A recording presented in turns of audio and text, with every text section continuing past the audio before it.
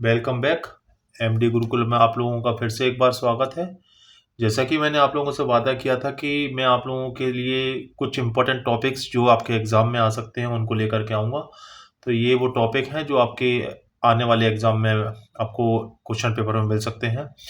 मैंने इसके अंदर बताने की कोशिश की है कि ये कुछ टॉपिक जो हैं वो थ्योरी के हिसाब से इम्पोर्टेंट हैं या न्यूमेरिकल के हिसाब से इम्पोर्टेंट हैं, और जो आपके 3 पार्ट होते हैं क्वेश्चन पेपर के, उसमें किस तरीके से ये यूज़ किए जा सकते हैं। तो सबसे पहला टॉपिक जो है वो आपका है अकाउंटिंग कॉन्सेप्ट एंड कन्वेंशंस। ये आपके पार्ट ए में भी आ सकता है और पार्ट सी में भी आ सकता है। ये थ्योरी के पार्ट में आएगा, जबकि इसमें कोई न्यूमेरिकल आने के चांसेस नहीं है। जो कि आपके प्रिंसिपल्स थे, कॉन्सेप्ट थे, उनको आप थ्योरी के फॉर्म में याद कीजिएगा ताकि आप उसको आंसर कर पाएँ। दूसरा टॉपिक जो है वो है आपका अकाउंटिंग इक्वेशन। ये न्यूमेरिकल में आ सकता है, लेकिन आने के चांसेस इस बार इसके बहुत कम है। लेकिन पार्ट सी में हो सकता है एक क्वेश्चन आपको देखने को मिल जाए, इसलिए मैंने इसको न्यूमेरिकल में मेंशन किया हुआ है। अगला टॉपिक जो आता है वो आता है डेप्रिसिएशन अकाउंटिंग। ये आपका पार्ट बी और पार्ट सी में आपको देखने को मिलेगा। यानी कि एक क्वेश्चन या एक थ्योरी जो है आपकी डेप्रिसिएशन अकाउंटिंग से जरूर आएगी, चाहे वो पार्ट बी में आए चाहे वो पार्ट सी में आए। तो आप उसको इस तरीके से तैयार करिएगा कि अगर थ्योरी आती है तो आप थ्योरी उसको अटेम्प्ट कर पाएं, और न्यूमेरिकल आता है तो न्यूमेरिकल उसको अटेम्प्ट कर पाएं। यहाँ बात आती है थ्योरी में ये किस तरीके से क्वेश्चन आ सकता है। तो मैं आपको बता दूं कि थ्योरी में बेसिकली वो डेप्रिसिएशन, एडवांटेज, डिसएडवांटेज नॉर्मली आप लिखना चाहो तो लिख सकते हैं, लेकिन यहाँ मेथड आपको बहुत इंपॉर्टेंट हो जाता है। जो 2 तरीके के मेथड होते हैं, फिक्स इंस्टॉलमेंट और डिमिनिशिंग बैलेंस मेथड, ये दोनों मेथड आपको थ्योरी के पॉइंट ऑफ व्यू से तैयार करने चाहिए। एडवाइजेबल ये है कि इनके एडवांटेज और डिसएडवांटेज भी बताइए कि कौन सा मेथड का क्या फायदा है और कौन से मेथड का कौन सा नुकसान है। ये आप अपनी थ्योरी में अगर इंक्लूड करेंगे तो आपको मार्क्स अच्छे मिलने के चांसेस हैं। सेम अगर हम न्यूमेरिकल की बात करते हैं तो यहाँ पर एक सिंपल क्वेश्चन हो सकता है आपके लिए कि खाली फिक्स इंस्टॉलमेंट मेथड से वो 4-5 साल का अकाउंट बनवाए, जिसमें कि वो 2-3 बार मशीन खरीदे और कोई एक मशीन को सेल आउट करे। एक क्वेश्चन ये भी बन सकता है कि 2 साल 5 साल का अकाउंट बनाने के लिए बोला जाए, जिसमें कि 3 साल आपका एक मेथड यूज करते हैं और बाकी का 2 साल जो है आपका दूसरा मेथड यूज करते हैं। इसमें भी मशीन कई बार खरीदी जाती है और हो सकता है एक बार बेची जाए। यहाँ पर मैंने आपको, जैसे कि मैंने अपने पिछले वीडियो में बताया था, कि सबसे बड़ी प्रॉब्लम तब आती है जब मशीन को कुछ पार्ट सेल आउट किया जाता है। तो इस वाले टॉपिक को आप जरूर गौर कीजिएगा। इसके बाद में नेक्स्ट टॉपिक आता है double entry system of accounting. ये थ्योरी पार्ट है और इसको आप पार्ट ए में देख सकते हैं, और जहां तक है वहां तक वो पार्ट सी में आपको एक क्वेश्चन जो है डबल एंट्री सिस्टम का जरूर देखने को मिल सकता है। बेसिकली ये वो क्वेश्चन हो सकता है कि एक डेबिट के लिए दूसरा एक क्रेडिट इक्विवेलेंट होना चाहिए, इसको एक्सप्लेन करना है। तो इसके लिए मैं आपको बता दूं कि आपको करने के तरीके में जो तरीका है वो बेस्ट तरीका यही है कि अगर आप उसको एक्सप्लेन करेंगे पॉइंट वाइज, एक डेबिट के लिए एक क्रेडिट का होना जरूरी है, तो आप उसको इजीली ट्रैप कर पाएंगे। बाकी ये है कि ये थ्योरी में आएगा, न्यूमेरिकल इसका पार्ट नहीं है, तो आप इसको तैयार कर सकते हैं। ट्रायल बैलेंस नेक्स्ट आता है। ट्रायल बैलेंस आपको पार्ट बी और पार्ट सी में मिल सकता है। ये थ्योरी के पॉइंट ऑफ व्यू से आएगा। यहाँ पर सबसे इंपॉर्टेंट बात यह है कि जो एरर्स आइडेंटिफाई या डिस्क्लोज नहीं हो पाती हैं ट्रायल बैलेंस से, आप उसको एक बार जरूर थ्योरी के पॉइंट ऑफ व्यू से देखिएगा। वो हमेशा आपको पार्ट ए में भी मेंशन करके पूछ सकता है कि कंपनसेटरी एरर क्या होती है, या एरर ऑफ ओमिशन क्या हो सकती है, या एरर ऑफ कमीशन क्या हो सकती है। तो आप उसको इस तरीके से तैयार करिएगा। लेकिन थ्योरी अगर आप तैयार करते हैं ट्रायल बैलेंस की, तो ये निश्चित ही आपकी एग्जाम के अंदर जरूर आएगी। इसके बाद में आता है फाइनल अकाउंट एंड एडजस्टमेंट। ये आपको पार्ट बी पार्ट सी में मिल सकता है। ये थ्योरी और न्यूमेरिकल में दोनों में मिल सकता है। थ्योरी के पॉइंट ऑफ व्यू से अगर हम बात करें तो एडजस्टमेंट के टाइप्स और उसको किस तरीके से ट्रीटमेंट उसको होता है, वो चीज आपकी थ्योरी के में पूछी जा सकती है। न्यूमेरिकल एक जरूर आ सकता है इसका, तो आपको न्यूमेरिकल भी देखना चाहिए, जो मैं अपनी नेक्स्ट वीडियो में जरूर आपको बताने की कोशिश करूंगा कि किस तरीके से आप इसके क्वेश्चंस को कर सकते हैं।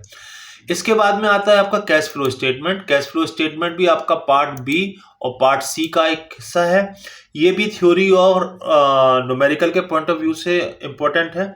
यानी कि आप इसको थ्योरी के पॉइंट ऑफ व्यू से तैयार करिए। थ्योरी के पॉइंट ऑफ व्यू से तैयार करने का आप चाहें तो कैश फ्लो स्टेटमेंट क्यों बनाया जाता है, इसका परफॉर्मा क्या है। उसमें एक चीज मैं आपको बता दूं, जब भी हम परफॉर्मा बनाते हैं तो कोशिश कीजिएगा उसके अंदर कुछ फिगर जरूर डालें। कई बार हम लोग एग्जाम के अंदर क्रॉस लगा करके उस चीज को आइडेंटिफाई करने की कोशिश करते हैं। अगर आपको कुछ इमेजनरी फिगर याद होते हैं और आप उसको मेंशन कर सकते हो तो एडवाइजेबल यही है कि आप वो फिगर डालें, ना कि उसको क्रॉस या कुछ और लगा करके आप उसके अमाउंट को शो करें। न्यूमेरिकल इसका बहुत हद तक 95% चांसेस हैं कि आपको कैश फ्लो स्टेटमेंट का एक न्यूमेरिकल आपको देखने को मिलेगा, चाहे वो पार्ट बी में मिले चाहे वो पार्ट आपको सी में मिले। इसके बाद में नेक्स्ट आता है रेशियो एनालिसिस। ये रेशियो एनालिसिस एक इतना इंपॉर्टेंट टॉपिक है, आप देख रहे हैं कि ये तीनों में आ सकता है। तीनों में आने का मतलब पार्ट ए में ये किस तरीके से आ सकता है वो बता देता हूं मैं आपको। कई बार वो पूछ सकता है कि प्रॉपर्टी रेशियो क्या होता है आप बताइए, या सॉल्वेंसी रेशियो क्या होता है वो बताइए, या फिर इनमें इंटरेस्ट कवरेज रेशियो क्या होता है वो बताइए। तो ऐसे बहुत शॉर्ट क्वेश्चंस में भी आ सकता है। पार्ट बी में आपका न्यूमेरिकल आ सकता है और पार्ट सी में आपका थ्योरी आ सकती है। तो आप लोग इसको इस तरीके से तैयार करिए कि ये थ्योरी और न्यूमेरिकल दोनों के पॉइंट ऑफ व्यू से बहुत इंपॉर्टेंट है, तो ये भी आप इसको कर सकते हैं। यूनिट 5th जो आती है उसके अंदर आपको ह्यूमन रिसोर्स अकाउंटिंग के बारे में पूछ सकता है, जो पार्ट सी में आएगा और उसकी थ्योरी ही आएगी। सेम ऐसे ही फॉरेंसिक अकाउंटिंग जो है वो कई बार आपको पार्ट ए में पूछ लेता है और ये पार्ट सी में ही पूछा जा सकता है, और ये भी खाली थ्योरी के पॉइंट ऑफ व्यू से देखने को मिलेगा। ये कॉर्पोरेट सोशल रेस्पॉन्सिबिलिटी की अकाउंटिंग जो है पार्ट सी का ही पार्ट बनेगा आपका, यानी कि थ्योरी में ही आएगा, ये इस पर न्यूमेरिकल नहीं बनता है। ये दोनों टॉपिक जो है कॉमन साइज और कंपैरेटिव बैलेंस शीट, ये आपका पार्ट बी और पार्ट सी में आ सकता है 5th यूनिट में से, और ये थ्योरी और न्यूमेरिकल दोनों में से आ सकता है। यहाँ एडवाइजेबल बात ये है कि आप जब भी कोई पार्ट करें, part A, part B, part C, कोई सा भी पार्ट पहले कर सकते हैं, कोई सा भी पार्ट आप बाद में कर सकते हैं, लेकिन जो एक पार्ट आपने पहले उठाया चेक कर लीजिएगा कि सारे क्वेश्चन उसके अटेम्प्ट करने हैं। ऐसा मत करिएगा कि पार्ट ए के 2 क्वेश्चन कर लिए फिर पार्ट बी स्टार्ट कर दिया फिर पार्ट सी स्टार्ट कर दिया, ऐसा मत करिएगा, क्योंकि ऐसा करने में आप लोगों के कहीं ना कहीं मार्क्स सेक्रीफाइस करने पड़ सकते हैं। इंपॉर्टेंट टॉपिक की जो मैं बात कर रहा हूं तो याद रखिएगा कि इंपॉर्टेंट टॉपिक वो सारे टॉपिक हैं जो कि आपके दोनों में आ रहे हैं, यानी थ्योरी और न्यूमेरिकल में आ रहे हैं, वो सारे ही आपके इंपॉर्टेंट टॉपिक हैं। ये जितने भी टॉपिक हैं ये सारे इंपॉर्टेंट है आपके पॉइंट ऑफ व्यू से, आप इसको एग्जाम के अंदर अच्छे से तैयार करिए। सबसे बड़ी बात आती है कि रेशियो एनालिसिस आपको याद होना चाहिए। रेशियो एनालिसिस की थ्योरी भी अगर आती है तो रेशियो में टाइप्स पूछेंगे वो आपसे कि आप टाइप्स ऑफ रेशियोज क्या होते हैं, उनके क्यों कैलकुलेट किया जाता है रेशियो, उसका इंटरप्रिटेशन कैसे किया जाता है, ये सारी चीजें पूछी जा सकती हैं। तो आपको सब पता होना चाहिए कि किसको हम प्रॉफिटेबिलिटी रेशियो बोलेंगे, किसको सॉल्वेंसी रेशियो बोलेंगे, किसको लिक्विडिटी रेशियो बोलेंगे, और उनके टाइप्स जो अंदर के जो पॉइंट्स हैं वो भी आते हैं। वैसे तो आपके 48 अराउंड रेशियोज होते हैं, लेकिन आप सारे रेशियोज को याद नहीं कर सकते, इसलिए कोशिश करिएगा कि जो मेन रेशियोज हैं उनको आप याद करें। और अगर उसके बारे में कोई इन्फॉर्मेशन, जैसे कि करंट रेशियो के बारे में एक इन्फॉर्मेशन होती है 2:1 इज आइडियल, तो आप उसको भी मेंशन कर सकते हैं। तो ये जो टॉपिक है ये आपके इंपॉर्टेंट है। तो मेरे हिसाब से आप अगर इन टॉपिक को तैयार कर लेते हैं तो निश्चित तौर पर आपके 50% मार्क्स सिक्योर हो जाएंगे एग्जाम के अंदर। एक बात मैं और कहना चाहता हूं, अगर न्यूमेरिकल पढ़ने के बाद में आपको लगता है कि आप उसको अटेम्प्ट नहीं कर सकते या उसमें कोई डाउट है तो बिल्कुल मत कीजिएगा, क्योंकि न्यूमेरिकल गलत होने पर हो सकता है कि आपके पूरे नंबर चले जाएं। लेकिन जब आप थ्योरी अटेम्प्ट करते हैं, थ्योरी आपने जितना भी लिखा है उसमें कुछ ना कुछ आपको मार्क्स जरूर मिलेंगे।